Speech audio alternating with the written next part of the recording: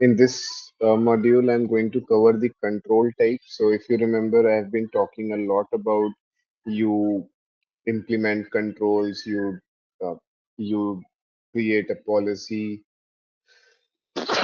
Just sorry. Uh,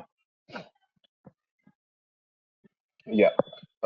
So, do you remember I've been talking a lot about implementing controls and creating policies and then making sure that the TOD and TOE part both are working right? Yes. Okay. So basically, that is just, I mean, we apply specific controls as defense to protect the assets, process, people, etc. We ensure that the financial reporting is accurate. We maintain regulatory compliance by, uh, is this session being recorded? Okay. Yeah. Yeah, it is. Yeah. So we basically have controls in place to make sure that we are meeting the regulatory requirements. So let's say if the regulatory requirement says that uh, we need to have a backup restoration test performed every year, because backup is what we define as our business continuity, right? Let's say if my business faces something, a problem today, I should have a business continuity plan, which is again falling back to my backups. That if my Mm. primary database is somehow corrupt, deleted, destroyed, whatever, I have a backup for that. So it cannot be just words, right? We need to have controls around it. Controls would be like, hey, are you performing a regular backup or not? At least annually, you should do a backup restoration testing. On every day, there should be backup schedule that whatever, and the backup should be uh, progressive or stacked on in nature. So basically, uh, they should overwrite whatever that was there yesterday, and today they are going to uh, create a new layer on top of the previous backup. So that's how generally it is. So so that's why controls are very important. I mean, in my 5 years of experience in this particular field, I have created a lot of policies, a lot of controls. Wherever you see, so tomorrow, let's say if you join any company as a GRC analyst, you see a gap in the process, you see a risk in the process, you tell the management that, yeah, I can fix it. We just need to implement more controls here. And to be honest, because there are so many regulations that a company needs to adhere to, what I generally prefer and something that is preferred industry wide is also that you go with the most toughest control type, because that, if you have implemented that, it should cover your other regulations as well. Getting my point? Mm-hmm. So, for example, if my let's say if my HIPAA requirement says that all my backups are also encrypted. Okay, so Mm-hmm. anything that you are storing at rest, those should be encrypted using a 256 AES encryption. Have you heard this term before? 256-bit AES encryption? No. Okay, just look it up after after this session. Read about it. It's the most complex encryption mechanism that is there available today. Wait, you So said what? 256 bit bit Oh, AES encryption. oh, yes, yes, yes. I've done it in my other sets. Sorry. Okay, yeah. So you already know about it, right? Mm-hmm. Okay. So let's say if my one requirement, I am available, let's say if one of my customer demands a HIPAA report, and in HIPAA, there's a requirement that you need to have your data at rest encrypted with 256-bit encryption. Okay. Mm-hmm. And my other requirements are also there, let's say a SOC 2, an ISO, etc., which do not have this particular requirement that you should have a 256-bit encryption. They are okay if you also have a 128-bit encryption. But Mm. since it is, I mean, since these things are not something that you implement every day in a company, If you are implementing, what we generally go with is go with the toughest regulation. Okay, implement 256 because that would cover your HIPAA requirement because you already have a customer who is asking for that. And once you have implemented 256, you are sorted for all other regulatory requirements as well. You have your SOC 2 covered, your ISO covered, your ISMAP covered, your IRAP covered, etc. So you got my point, right? That's how we design Mm-hmm. controls. We make sure that we go with the stringent ones just because my other regulatory requirements are met itself by default. Any questions? No. Okay. Now jumping to control types. So controls, policies, procedures, practices, and organizational structure designed to provide reasonable assurance that business objectives will be achieved and that undesired events will be prevented or detected and corrected. So that's why we have controls. Okay. Now coming to preventive controls first. So here the goal is to stop an error or a malicious act before it occurs. Okay, as the word is very much self-explanatory. You need to have, you need to prevent anything from happening. These are proactive and generally the most cost effective because they eliminate the cost of repair by stopping the incident entirely. Getting my point. So uh, Mm-hmm. let's say if something has happened, you you have crossed a regulatory threshold. Now that you have to pay fines and everything, so it becomes a very costly affair, right? If you lose your customers' data, you have your reputation at stake. It becomes a very costly affair, and the cost of repair is sometimes very high. I mean, sometimes the damage just cannot be contained. So that's why these are the most cost-effective controls that are there. You implement them just to make sure that something bad doesn't happen. Okay, so these preventive controls, they act as a barrier, I mean a filter before anything bad or anything can happen. Uh, as you read here, designed to protect the organization from unlawful activities. The broad Mm-hmm. characteristics of preventive control are a clear-cut understanding about the vulnerabilities of the asset and understanding the probable threats. Okay. So, for example, if you remember yesterday, I mentioned that if someone leaves Cisco today, uh, there's a control which says that his or her ID should be disabled within the first 24 hours of that person departing the company. Okay. Now, what do you think? Is that a preventive control, a detective control, or some other type of control? Wait, what did you say? Did you hear the control? Yes, you made an example. Yeah. Can Can you you please repeat re? it? Yeah. So, for example, if I am leaving Cisco today, okay, Mm, and we have designed a control in Cisco that anyone who leaves the company, his or her ID should be disabled within 24 hours. mm. Okay. Why do you think we have implemented this control?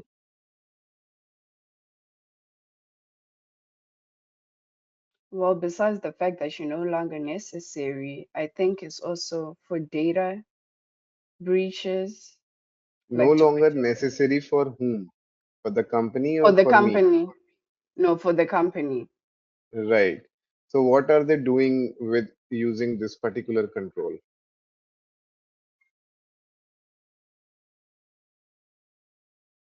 Preventative. I'd say Yeah, preventative. they are preventing the likelihoods of someone who has already left the company, who has no ties to the company now. He or she shouldn't do anything unlawful just by logging into my system. Okay. Let's say if I have left Cisco tomorrow and I'm still able to access whatever I can access today, I can do whatever, right? I can delete some data, I can change some data, and I'm not liable, I'm not accountable because I've already left the company. So it's a preventive control. Got Mm-hmm. it? O- Yes. Okay. So yeah, just to give you a few examples, there are a lot mentioned here. I'll explain a few. So employee qualified personnel. So that's why if you have given interviews before, they always say that we'll do a background check, right? A background check of the candidate is always done while before joining a company. Have you Mm. heard about it? Yes. Yeah. Why do they do it? To, I'll say for security measures, honestly. Yeah. Security of whom?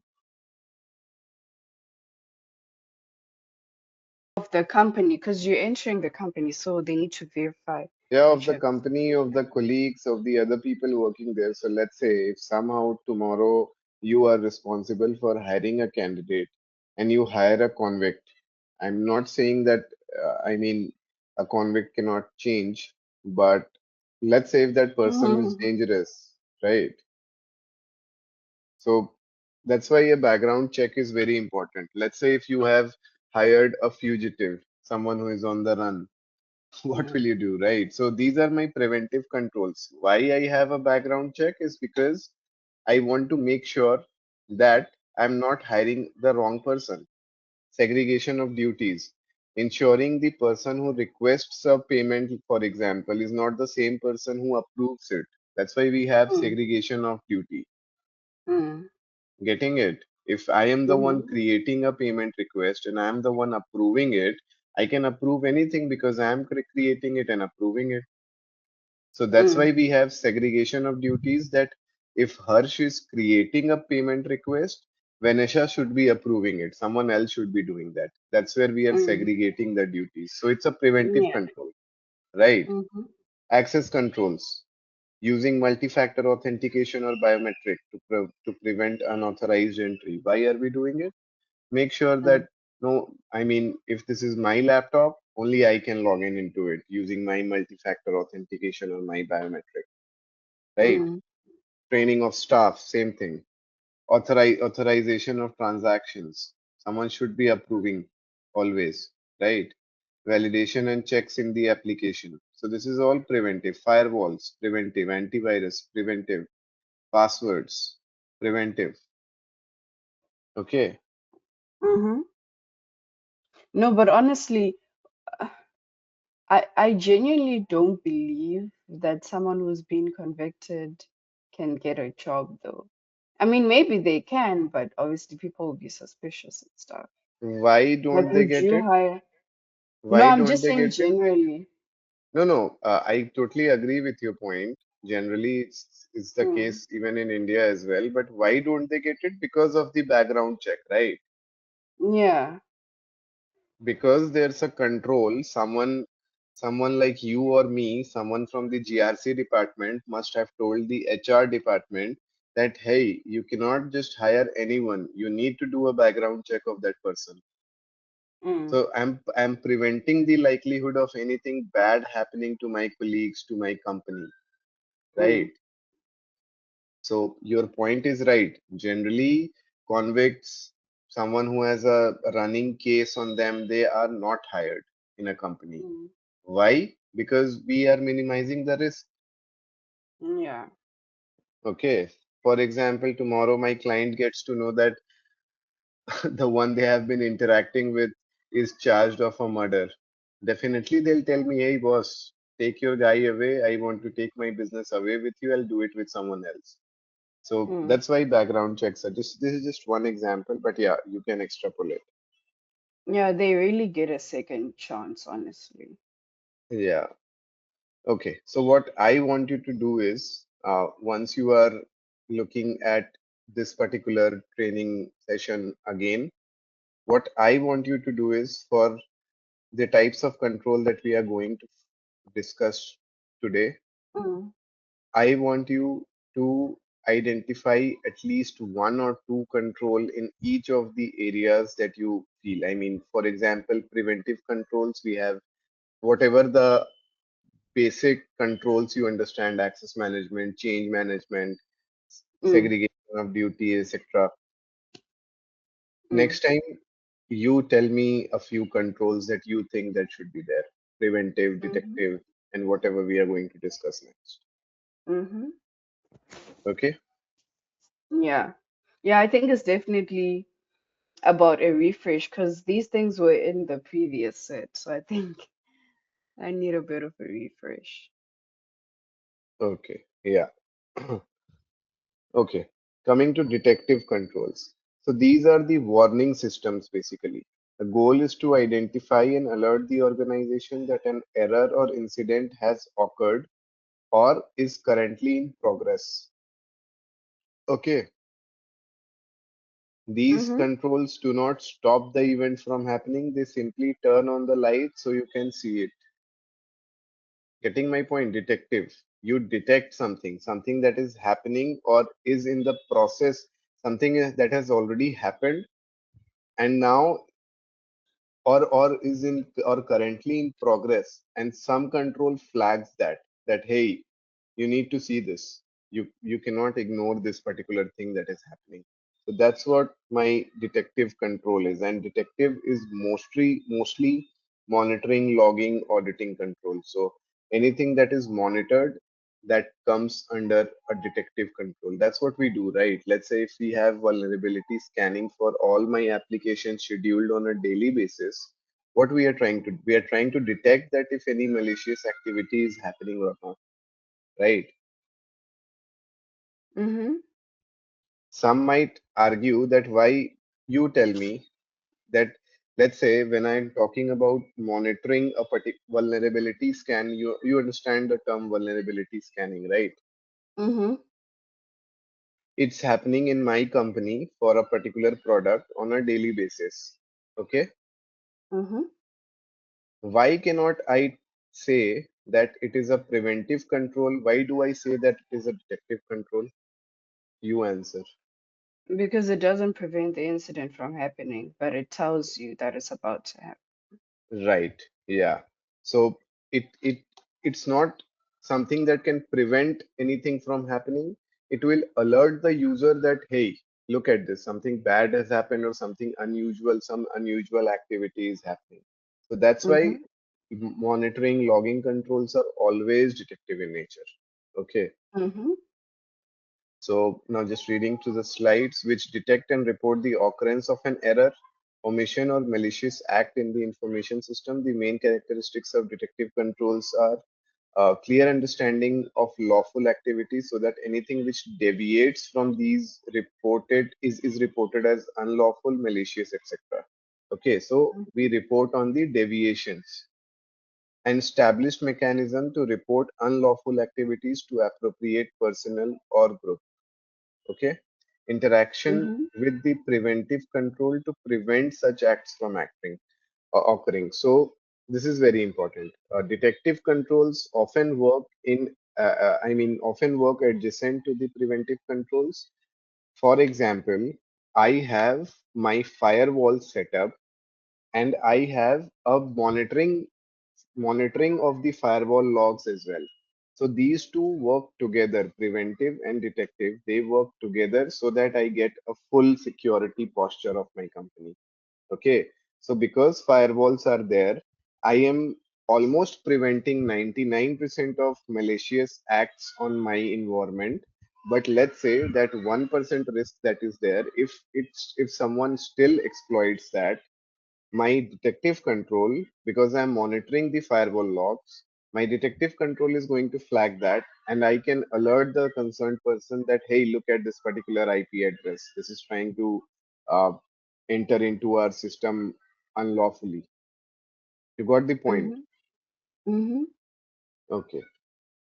Examples, I'll explain a few more here. So, surprise checks, I mean, this is pretty much detective, right? Anything that you do on a surprise basis, just to make sure that if anything has happened, right? Duplicate checking of calculations, something that is being already checked, but again, you are just doing a reconciliation, that's a detective control. Mm-hmm. IDS, have you heard this term before? Intrusion Yes, detection. ideas and IPA. Yeah. So this is monitoring network traffic for suspicious pattern. Again, monitoring Mm. internal audits, periodic. Why do we have internal audits? I To make explained it in my first session. What is internal audit? You remember, right? Yes, to make sure everything is running smoothly in the company so that when the compliance people come, you can give them what they're Right, looking for. right. So before my external auditor finds out a problem, I do Mm-hmm. internal audits and make sure that I am aware of the problem. If I can fix that before the external people come, that's awesome. Okay. Mm-hmm. So that's why we do internal audits, periodic review of processes to find gaps that preventive controls missed. This is very important. Okay. Because I have 100 preventive controls, but still I am doing an internal audit to make sure that if my internal if my preventive controls missed something, at least I'm detecting it through my internal audit. Okay. Mm. Monitoring expenditures against budgeted. So this is again detective. You are monitoring something. Got it? Are we good to move ahead? Yes. Okay. Now coming to corrective controls. So basically here the goal is to minimize the impact of an incident and restore operations to normal state. That's what generally corrective controls means. So corrective controls kick in after a detective control triggers an alarm. Okay. So for example, if my preventive control missed something and the detective control found it out, okay, but now my corrective control is to make sure that how I'm going to resolve that incident or restore the operations to a normal state. Make sense? Mm-hmm. Okay, so this is mostly remediation, patching, recovery, etc. For example, if, uh, for example, let's say the example we just discussed, firewalls. Okay, I have my firewalls, that's my preventive control, correct? Mm-hmm. I have my firewall monitoring, that's my detective control, right? Yes. And then I have an incident response plan also prepared. Okay.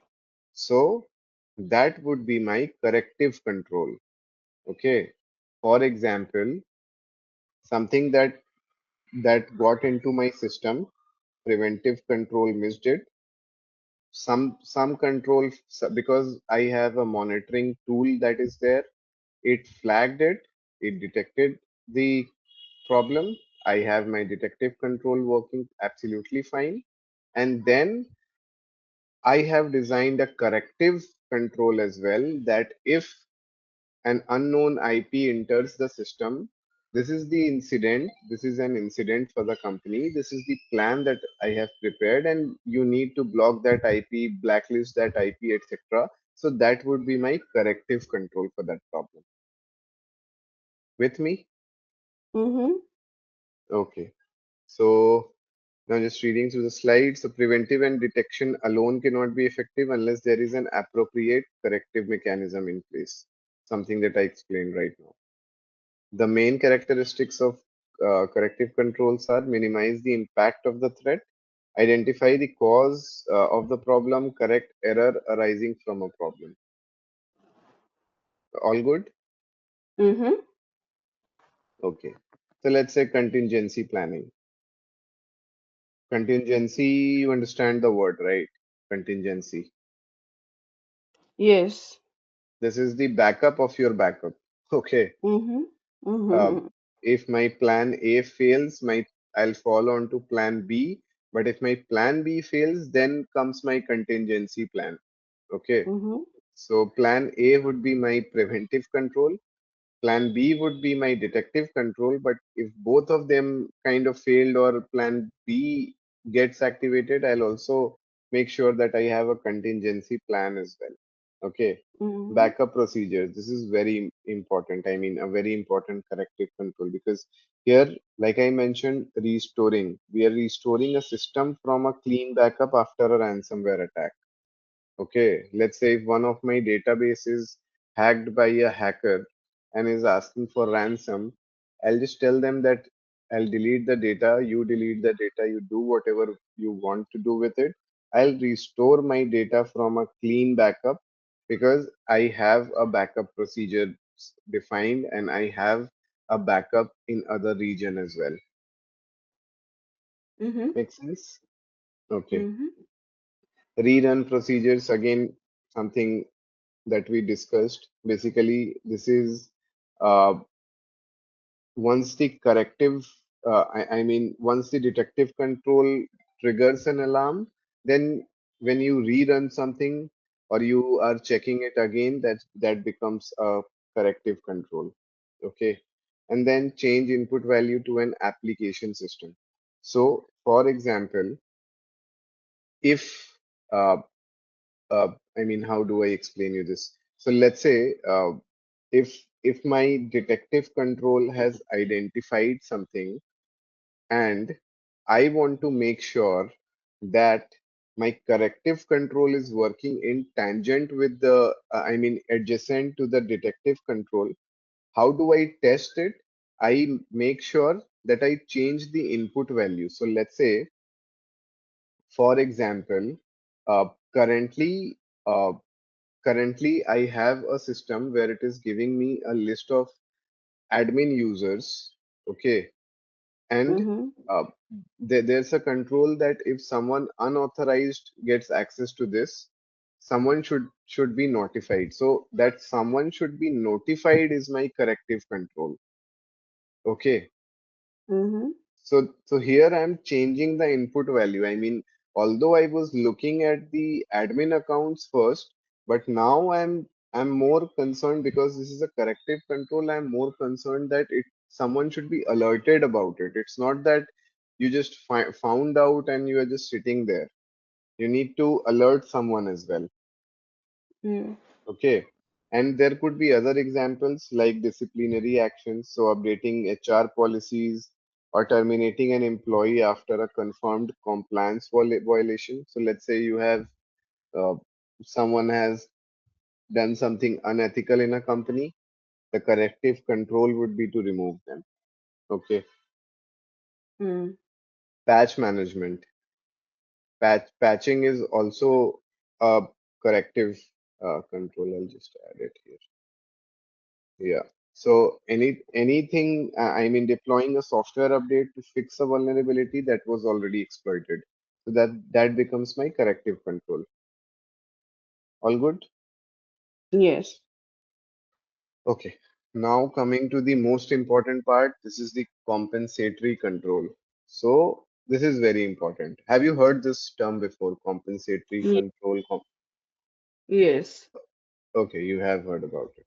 So this It's is, basically, yeah, I would say, a substitute that already exists within the business. right. Yeah. So uh, just to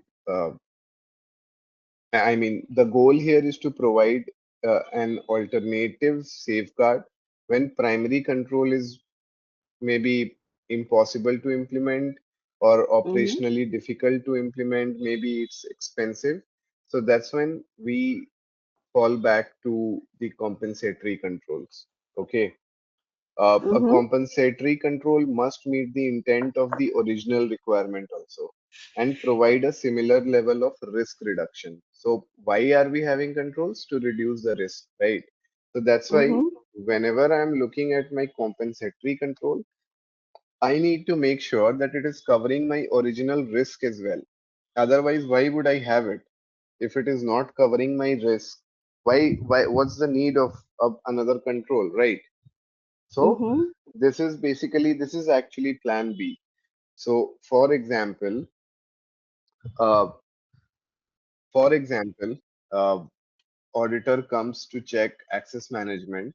In access management, there's a control which says that user reviews should be performed every month to make sure that uh, Mm. all the users who are there in a particular group are right.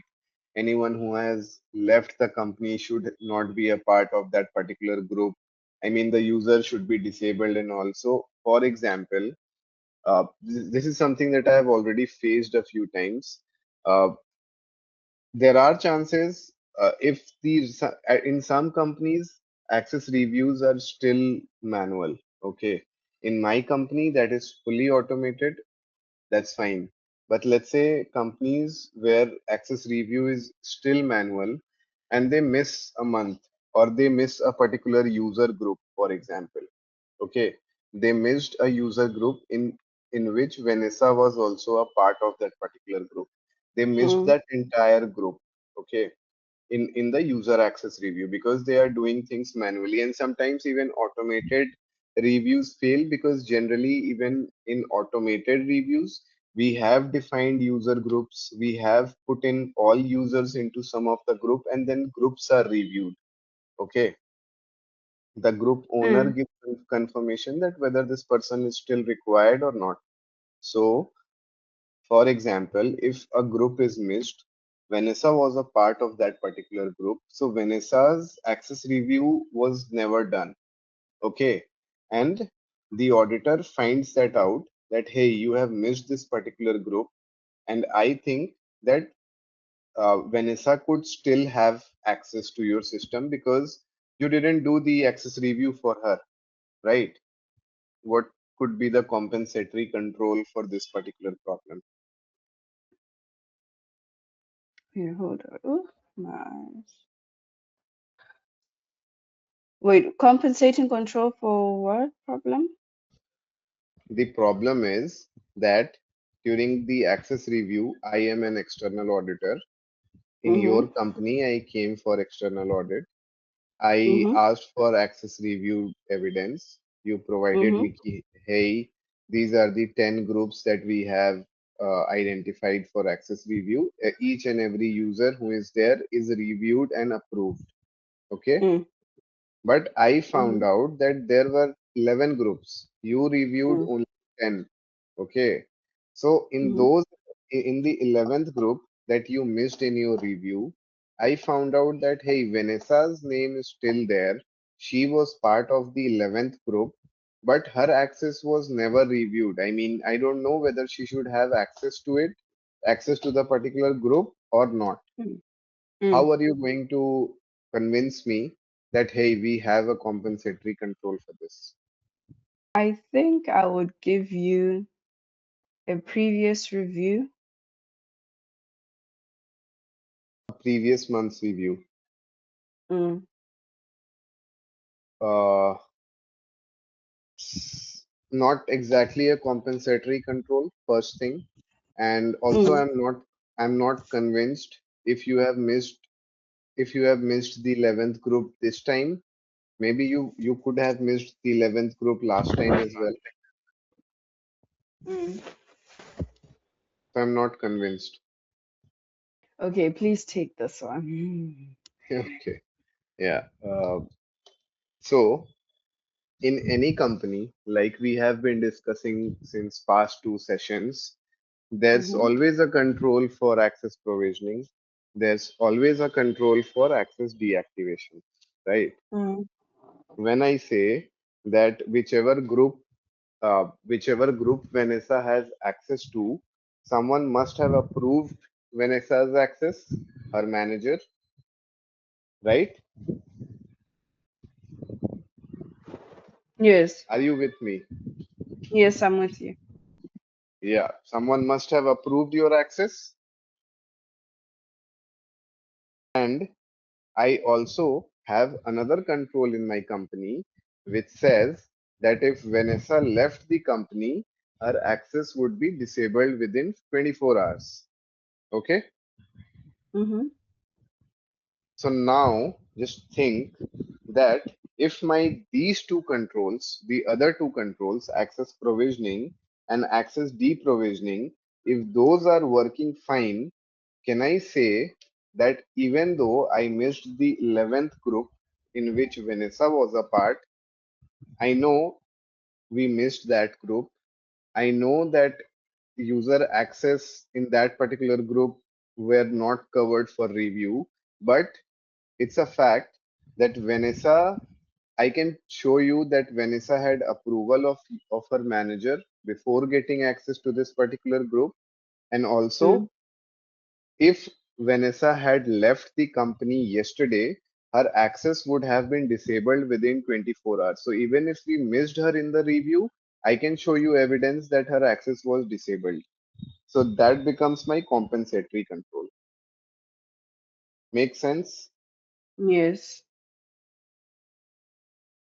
Okay. You can repeat whatever I said, right? I mean, if I ask you to give me a reverse KT, can you explain the same?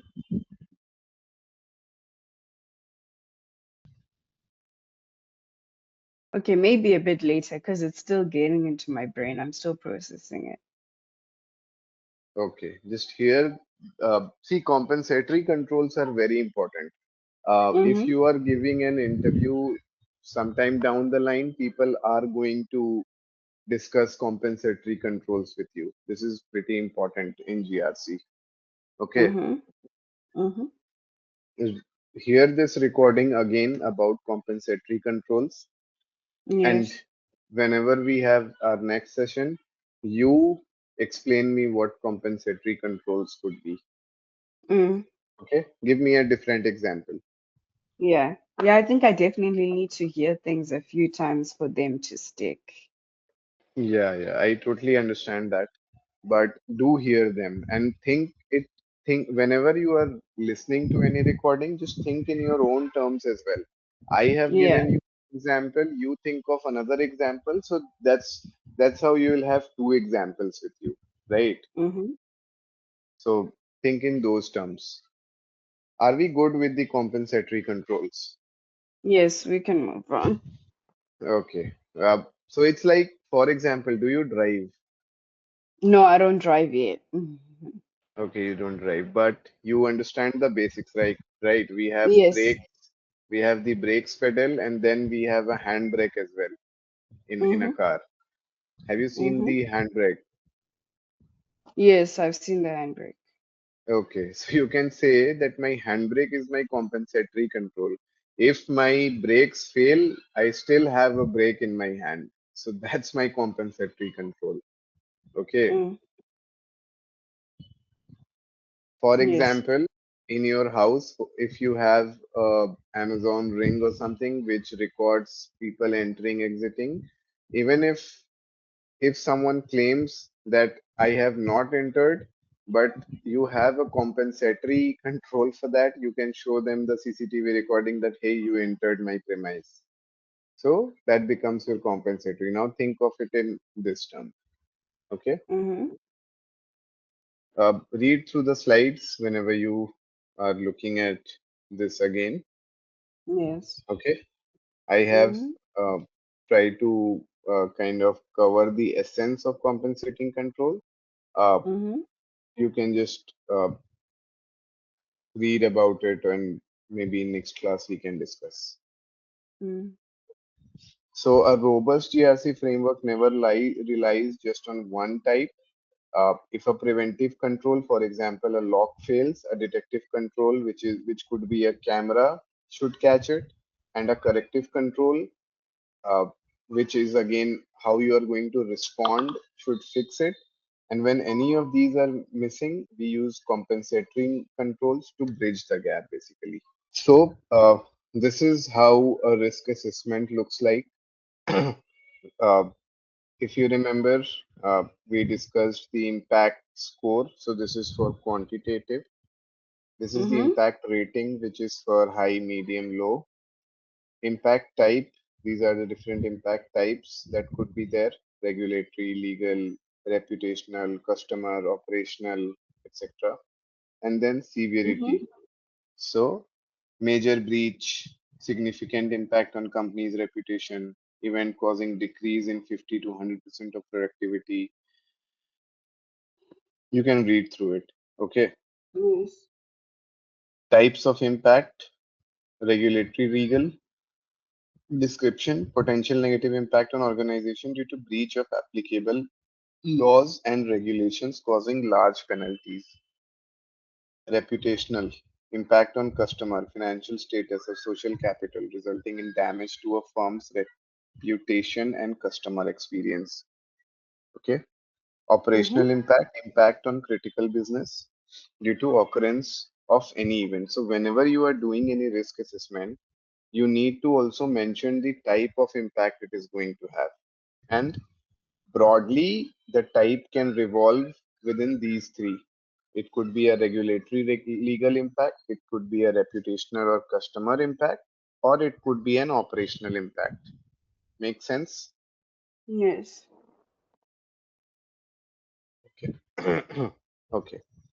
So now coming to how do we score the ratings? For example, 3 to 1, high, medium, low, description, likely, possible, unlikely. So anything that comes with a uh, 1 rating is low risk, and the description is probability is occurrence is unlikely since event hasn't happened yet. Okay. Mm-hmm. High likelihood is probability. So this is likelihood, and the above table was for impact. So if you remember, risk is equal to likelihood multiplied by impact, right? Do you remember?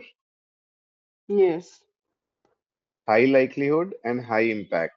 That would be a severe risk. You remember that table that I showed you, which had. Yes, yesterday I remember. Okay, yeah. Now we have what we have done is we have defined the risk rating based high, medium, low, basis the risk score. So anything above 7 would be a high risk for me. Anything Mm-hmm. between 4 to 6 would be medium risk. 1 to 3 would be low risk. Okay. Mm-hmm.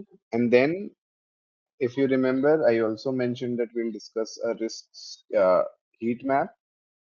Mm-hmm. Again, for example, if you see here, the uh, the impact is high, and if the possibility, for example, if it is likely, I mean, if it is likely to be a risk, for example, 3, then 3 cross 3 would be 9, which is a very high risk for me. So that's how I define the heat map. This is an example heat map where, for example, I'll mention the process here, and I'll put a red there to show that it could be a very risky situation for me. Getting my point? Mm-hmm. Okay, now I'll show you how do you actually do a risk assessment. So you got the point, right? Risk is equal to likelihood into risk, likelihood into impact. Yes. Is this clear? This is Yes. this is the most important part. I mean, uh, if you are looking at this particular table, risk score, how are we achieving that? We are multiplying the likelihood score with the impact score. Yes. Okay. Mm-hmm. Now I'll show you a questionnaire. So this is a real questionnaire, a risk questionnaire that we used to use at KPMG for our clients. This is for a banking client. Uh, Mm-hmm. there are different domains, as you can see, information lifecycle management, inventory data mapping, security for privacy, data subject rights, monitoring, etc. Okay, Mm-hmm. so now I'll show you an example.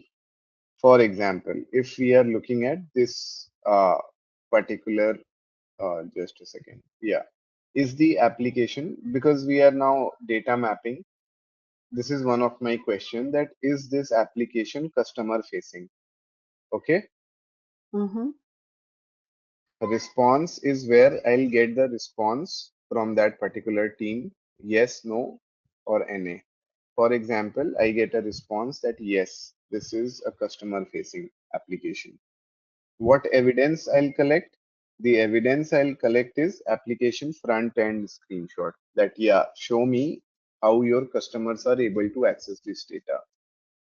This Mm. is comments by business function if there are any, if not, it's okay. Then I'm calculating the risk. Okay, because anything that is customer facing, that is a public facing website, the likelihood is high, right? Mm-hmm. Anything can happen to a public website. And since this is customer facing, what do you think would be the impact? Very high. My customer can run away, Mm-hmm. correct?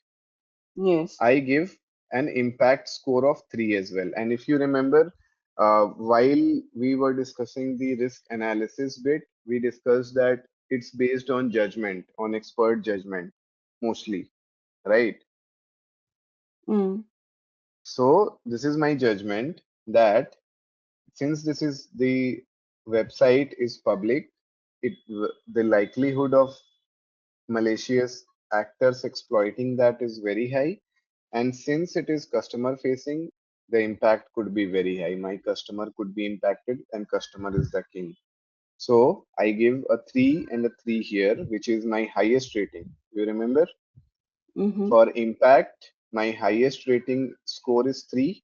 And for likelihood also, this is the likelihood table. My highest likelihood rating is 3 as well, right? I gave it the highest rating possible, 3 and 3. My risk score comes to 9, which makes my risk high.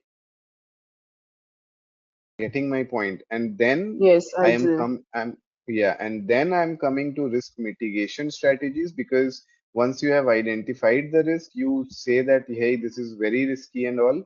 Now tell me what I do to fix it. Okay. So Mm-hmm. what I have done to fix this particular problem is I have uh, I have in the because this is data in transit, I have suggested HTTPS using a secure protocol. TLS, this is transport layer security. SSH, this is against secure socket something. So these are my controls that I am making sure that my risk would be reduced. Okay, because I have a risk, likelihood impact is high. I need to make sure that my risk mitigation works right. Okay. Mm-hmm. So this is how you do a risk assessment. Okay. Okay. So If if it's high, what did you guys do next? we decide the mitigation strategy, Oh, okay, okay, okay. yeah, whenever something that is of high risk, you need to decide the mitigation strategy. Mm-hmm. Okay. Make sense? Yes. Okay. So, Vanessa, I'm going to drop. I have a call in 1 minute. What Okay, I no can do problem. is, whenever we have our next call, I can just go through this once again if you want. But since Yes, I'm just please. scrolling through this, what I want you to is pause the session, see the Mm. questions, and then you ask me questions next time regarding this Mm. particular sheet. Okay, some Okay. questions would be pretty basic. For example, state the application name and all. You don't need to worry Mm. about this. It could be XYZ. But Mm. uh, just go through these questions, understand what evidence could be collected, why are we asking for that, and then Mm. likelihood, impact, and overall risk score. Mm. Okay.